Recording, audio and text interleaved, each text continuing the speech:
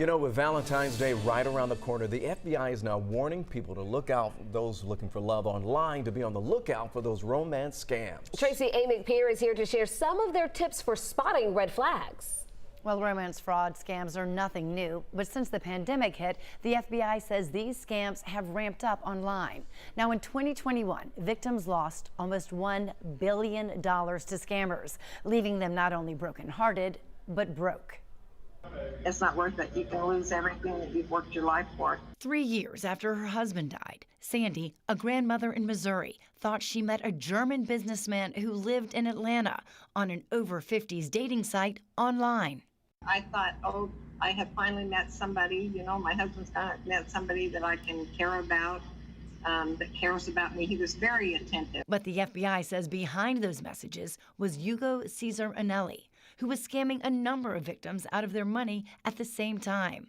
Over their 2-year relationship, Sandy ended up giving him $114,000. Just about devastated me. I almost lost my house over it. Because the bank said I had to pay the money back. It is literally another epidemic that's going on in the United States. FBI Assistant Agent in Charge Chris McRae says these scammers often work in groups overseas and target a certain kind of person. The women are over 40 years old, and they're either going to be divorced, widowed, or have some sort of disability.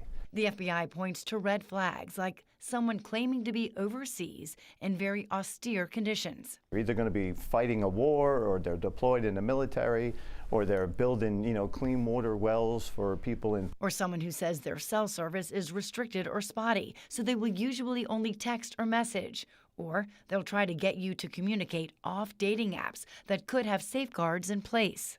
And they're going to try to move you to either email or to another encrypted social media app.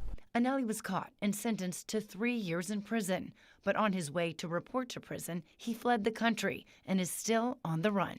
In this case, we've got a fugitive, and he's overseas, and he is certainly not paying his victims restitution. Special Agent Steve Evans says when it comes to dating online, if you have not met this person, do not send this person money.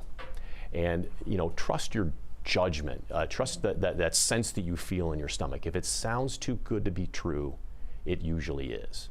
A hard lesson Sandy learned firsthand. People need to realize it's not safe out there. Now, the true number of victims is hard to know since many victims are too embarrassed to report they've been scammed. But in 2021, there were 500 reported victims just here in Georgia.